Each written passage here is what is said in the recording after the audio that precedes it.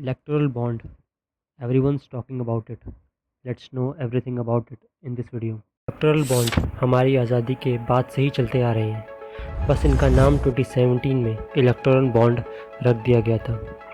Basically इसमें simple ये चीज़ है कि अगर दो लोग इलेक्शन लड़ रहे हैं तो if one does not have enough funds to fight for the election, then some private organization/private companies can donate so that small parties can get equal rights to fight an election.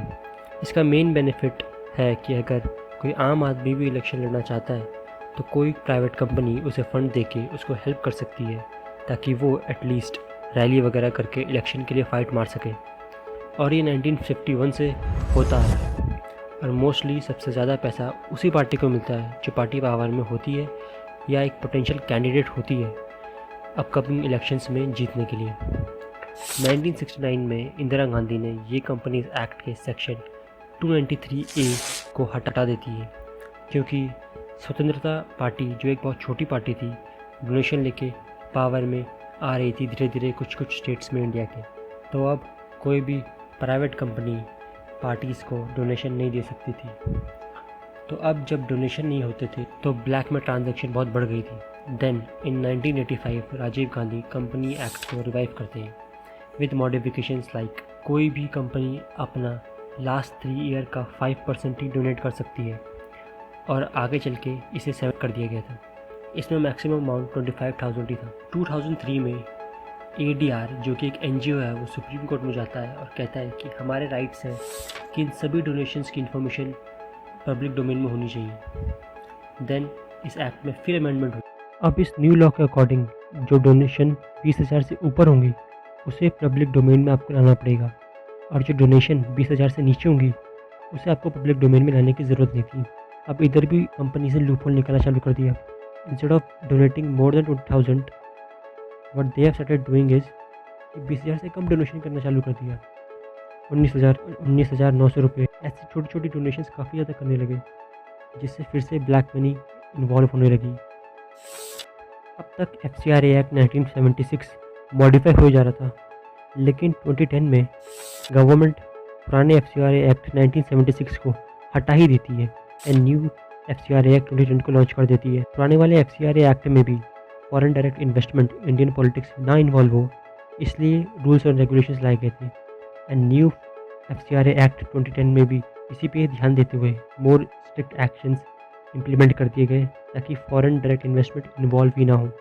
लेकिन 2013 में ADR association for democratic reforms एक चीज़ notice करती है कि Sterlite industry limited and सीसा Goa limited ये दोनों ही company BJP और कांग्रेस दोनों को पैसे डोनेट कर रही है। तो ये इन दोनों कंपनीज के बारे में पता लगाते हैं तो पता चलता है कि इनकी पेरेंट कंपनी यूके में बैठी है जिसका नाम है वेदांता। तो मतलब जो डोनेशन एक तरह से फॉरेन कंपनी के थ्रू ही हो रही है तो ये FCRA एक्ट को वायलेट करता है। एंड देन ADR फिर दिल्ली हाई कोर्ट में PR डालता है कि बोथ बीजेपी एंड कांग्रेस बाहर से पैसे ले रही है एंड इन पे एक्शन होना चाहिए। And then BJP and Congress both combined fight against this in court and high court 2014 में दोनों ही बीजेपी एंड कांग्रेस को फॉरेन फंडिंग को लेने के मामले में गिल्टी डिक्लेयर कर देता है and tells election commission of India to take action against these two parties in next 6 months. Then BJP and Congress मिलकर एक बिल पास कर देते हैं पार्लियामेंट में जो इस definition of foreign company in FCRA को बदल देता है। तो अब ये जो फंडिंग थी ये लीगल हो जाती है। ADR फिर से हाई कोर्ट पहुंच जाता है और पिटिशन डालता है कि जो बिल इन दोनों पार्टी ने अमेंड किया है ये तो बस 2010 तक का है, बट उससे पहले तो ये सेम फॉरेन कंपनी से फंडिंग ले रहे थे। तो ये FCRA एक्ट 1976 को वापस से लाके इम्प्लीमेंट कर देते हैं। 2017 में लेट अरुण जेटली जी पार्लियामेंट में खड़े होकर इलेक्टोरल बॉन्ड इंट्रोड्यूस कर देते हैं। अब इसमें क्या था, जो लिमिट पहले 20,000 थी उसे हटा 2,000 कर दी गई थी। जिसको भी किसी पार्टी को डोनेट करना होता है वो डायरेक्ट डोनेट नहीं कर सकता, पहले उसे SBI की किसी ब्रांच में जाकर बॉन्ड इशू करने होते हैं और ये बॉन्ड 1,000, 10,000, 1 लाख, 10 लाख, 1 करोड़ के होते हैं। और जो भी इसे इशू कराएगा वो SBI का कस्टमर है तो डायरेक्ट बॉन्ड इशू कर सकता है, वरना उसे SBI में जाके अपनी KYC करानी होती थी। एंड देन SBI ये बॉन्ड उस आदमी को दे देती है एंड वो आदमी फिर ये बॉन्ड जाके अपनी पसंदीदा पार्टी को दे सकता है एज ए डोनेशन। तो जो रूल था कि 7% प्रॉफिट ऑफ लास्ट 3 ईयर्स की कंपनी डोनेट कर सकती है उसे भी हटा दिया जाता है। टॉप कंपनी कितना भी डोनेशन दे सकती है। गवर्नमेंट ये शो करती है कि उन्होंने आरबीआई और इलेक्टोरल कमीशन ऑफ इंडिया दोनों को इसके बारे में इन्फॉर्म कर दिया था। उनके अप्रूवल के साथ ही इलेक्टोरल बॉन्ड रिलीज़ हुए। लेकिन कुछ डॉक्यूमेंट्स लीक हो जाते हैं जिसमें आरबीआई और इलेक्टोरल कमीशन ऑफ इंडिया के जो कंसर्न्स हैं वो लिखे होते हैं। तो उन डॉक्यूमेंट्स में आरबीआई एक कंसर्न रेज करता है कि इलेक्टोरल बॉन्ड एक काइंड ऑफ अ करेंसी है जिसे एक आदमी खरीद के किसी भी पार्टी को डोनेट कर सकता है। तो ये जब करेंसी वाली बात आरबीआई को अच्छी नहीं लगती एंड आरबीआई सेज कि एक करेंसी प्रिंट करने का राइट सिर्फ आरबीआई को होना चाहिए। दूसरा कंसर्न आरबीआई ये रेज करता है कि इसमें ट्रांसपेरेंसी नहीं है। लेट्स सपोज एक आदमी ए एसबीआई से इलेक्टोरल बॉन्ड इशू कर लेता है, फिर वो आदमी उस इलेक्टोरल बॉन्ड को किसी बी आदमी को दे देता है। वो बी आदमी जाके किसी सी कंपनी में डोनेशन कर देता है। अब जो इस बी आदमी की जो डिटेल्स हैं वो पब्लिक डोमेन में नहीं है, वो एसबीआई को भी नहीं पता है कि वो बी आदमी कौन है। इसमें ट्रांसपेरेंसी का मेंटेन हुई। Then election commission of India अपने कंसर्न रेज करता है कि ये 7.5% ऑफ कंपनीज प्रॉफिट था लास्ट 3 ईयर्स में, उसको हटाना गलत था क्योंकि अब कोई भी कंपनी कितना भी अमाउंट पे कर सकती है, तो वहाँ पे ब्लैक मनी इन्वॉल्व होने के चांसेस बहुत ज़्यादा थे। ईसीआई बोलता है कि इनसे काफ़ी सारी शेल कंपनीज इमर्ज हो सकती है।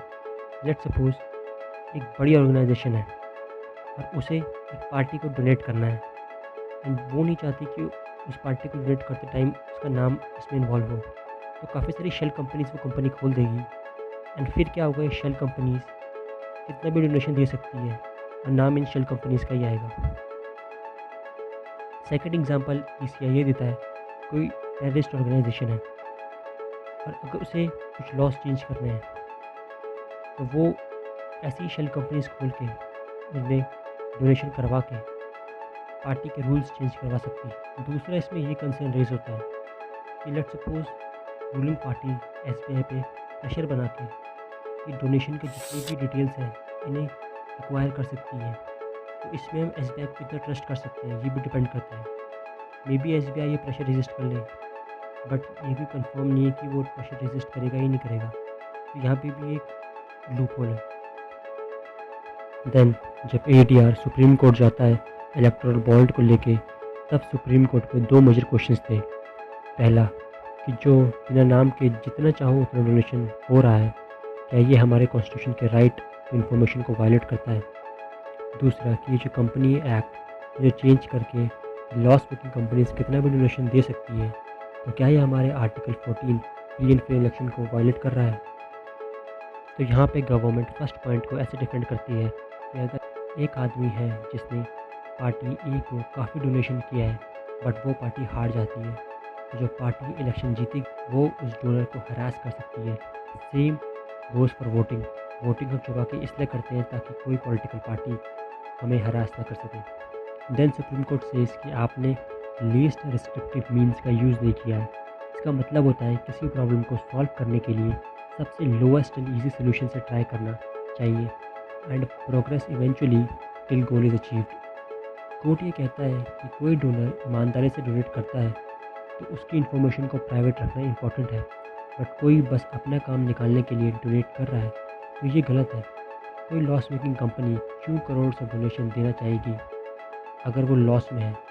तो ये आर्गूमेंट देके कोर्ट ने इलेक्टोरल बॉन्ड को फरवरी 2024 में हटा देती है और एसबीआई को डायरेक्ट मतलब जिसने भी बॉन्ड खरीदे हैं उनकी सारी इन्फॉर्मेशन डिस्क्लोज कर दो।